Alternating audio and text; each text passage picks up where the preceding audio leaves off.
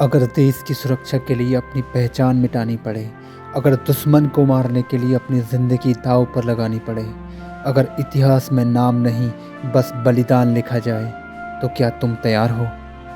Major Mohit Sharma थे। धुरंधर film तो आप सबने देखी होगी, लेकिन क्या आप जानते हैं, असली धुरंधर कोई फिल्मी किरदार नहीं था। वो ना कैमरे के सामने लड़ा, ना डायलॉग बोले। वो लड़ता था अंधेरे में, बिना नाम, बिना पहचान। आज हम बात कर रहे हैं भारत के असली धुरंधर मेजर मोहित शर्मा की। धुरंधर एक ऐसा नाम जो दिमाग में आते ही चालाकी, हिम्मत और खतरनाक मिशन याद दिला देता है, लेकिन फिल्मों में जो दिखाया गया है वो सिर्फ एक कल्पना मात्र है। असल ज़िंदगी में भी एक ऐसा धुरंधर था जिसने अपनी पहचान मिटा दी ताकि देश सुरक्षित रहे। ये कहानी है मेजर मोहित शर्मा की। हरियाणा की मिट्टी में पैदा हुआ एक आम सा बच्चा, लेकिन उसकी रगों में खून नहीं, फर्ज दौड़ता था। पिता सेना में थे, घर में बातें खिलौने की नहीं, युद्ध और अनुशासन की होती थी। मोहित ने बचपन में ही तय कर लिया था, मैं सिर्फ जीना नहीं चाहता, मैं देश के काम आना चाहता हूँ। मोहित हमेशा से पढ़ाई में अच्छे थे, लेकिन वो सिर्फ किताबों तक सीमित नहीं थे। उनके अंदर था सोचने की ताकत और जोखिम लेने का हौसला। यही वजह थी कि स्कूल के बाद उन्होंने इंजीनियर को चुना। इंजीनियरिंग ने उनके दिमाग को और ज़्यादा शार्प बना दिया, लेकिन दिल अब भी एक ही बात कहता था, ये ज़िंदगी मेरे लिए नहीं बनी, मुझे कुछ बड़ा करना है। इंजीनियरिंग की डिग्री हाथ में थी, अच्छा करियर सामने था, लेकिन मोहित शर्मा ने वो रास्ता नहीं चुना जो आसान था। उन्होंने चुना देश की सेवा, क्योंकि उनके लिए सफलता का मतलब सिर्फ पैसा नहीं था, सफलता का मतलब था देश के काम आना। शुरुआत में माँ ने बेटे के सेना में जाने पर चिंता जताई, परंतु जब माँ ने अपने बहादुर बेटे को फौज की वर्दी में देखा तो गर्व से बोला, मेरा बेटा अब देश का बेटा बन गया। आईएमए से अपनी ट्रेनिंग पूरी करने के बाद वे एक अच्छे अफसर बन सकते थे, लेकिन उनके अंदर तो योद्धा बनने की चाह पनप रही थी। उनके अंदर कुछ अधूरा था, क्योंकि उनका सपना था, जहां ज़िंदगी सबसे ज़्यादा मुश्किल हो, मेरी जगह वहीं है।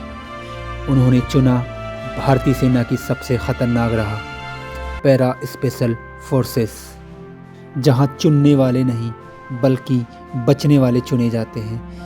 पैरा स्पेशल फोर्सेस में कोई सीधा ज्वाइन नहीं करता, यहाँ एक अफसर को अपनी स्वेच्छा से आना पड़ता है, और फिर शुरू होता है सिलेक्शन नहीं, सर्वाइवल। नींद कम, दर्द ज़्यादा, शरीर टूटता है, दिमाग चिल्लाता है, बस कर। लेकिन पैरा सब में एक ही जवाब सिखाया जाता है, नहीं। पैरा सफ में हीरो नहीं बनते, यहाँ जिंदा हथियार बनते हैं। ये वो यूनिट है जहाँ आदमी मरना नहीं सीखता, डर को मारना सीखता है। पैरा एसएफ वो जगह है जहाँ मिशन पहले और ज़िंदगी बाद में आती है।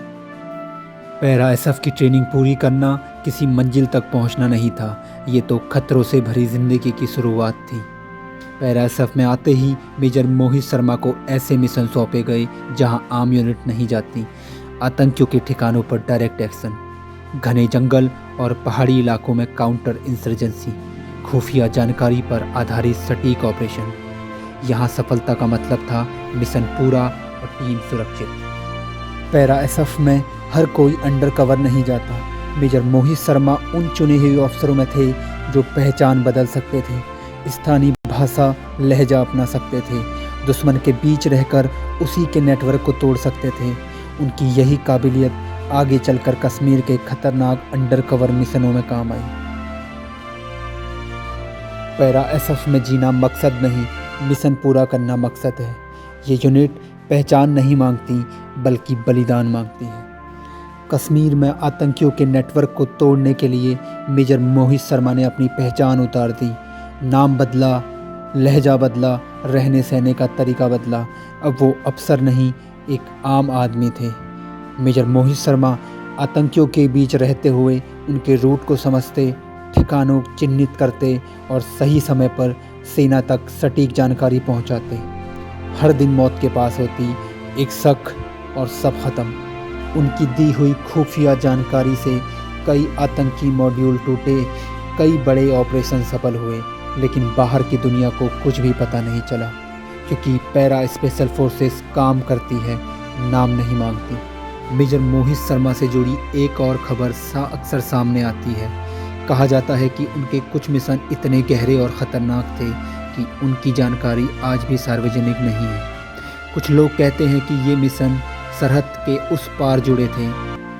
2004 में वे भारत से पाकिस्तान अपने अंडरकवर ऑपरेशनों को अंजाम देने गए थे, लेकिन पैरा एसएफ में हर सच बताया नहीं जाता, क्योंकि कुछ बलिदान फाइलों में नहीं, खामोशी में दर्ज होते हैं। 2003-2004 में मेजर मोहित शर्मा एक खुफिया मिशन पर गए, जहां उन्होंने खुद को एक स्थानीय लड़के के रूप में पेश किया जिसका नाम था इफ्तिखार भट्ट। वे हिजबुल मुजाहिदीन के आतंकियों के बीच गए और अपने हौसले तथा चालाकी से उनके भरोसे में आए।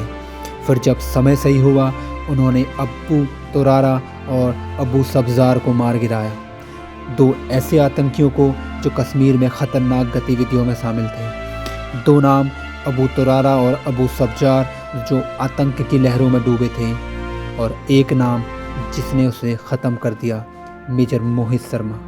इसके बाद इन्होंने जम्मू और कश्मीर में कई छोटे बड़े ऑपरेशनों को अंजाम दिया और भारत की सुरक्षा में एक महत्वपूर्ण योगदान दिया। 21 मार्च 2009 मेजर मोहित शर्मा का आखिरी ऑपरेशन, जिसका नाम था सोपिया। सूचना मिली कि सोपिया इलाके में भारी हथियारों से लैस आतंकी छुपे हुए हैं। मेजर मोहित शर्मा अपनी टीम के साथ आगे बढ़े। अचानक आतंकियों ने तेज गोलाबारी शुरू कर दी। दुश्मन की संख्या ज़्यादा होने के बावजूद भी मेजर मोहित शर्मा पीछे नहीं हटे। अपने हौसले और जज्बे के साथ वे आतंकियों पर टूट पड़े। उन्होंने एक एक करके 4 खतरनाक आतंकियों को मार गिराया तथा अपने साथियों को बचाते हुए अपने सीने में 2 गोलियां खाई। सीने में लगी गोलियां, बहता हुआ खून, पर उनकी ज़बान पर एक ही लाइन थी, एक भी काफिर बचना नहीं चाहिए। यह कहते कहते वे भारत माता के लिए शहीद हो गए। सैनिक मरता नहीं, वो अपना कर्ज चुकाकर अमर हो जाता है। मेजर मोहित शर्मा वीरगति को प्राप्त हुए, लेकिन मिशन पूरा हुआ।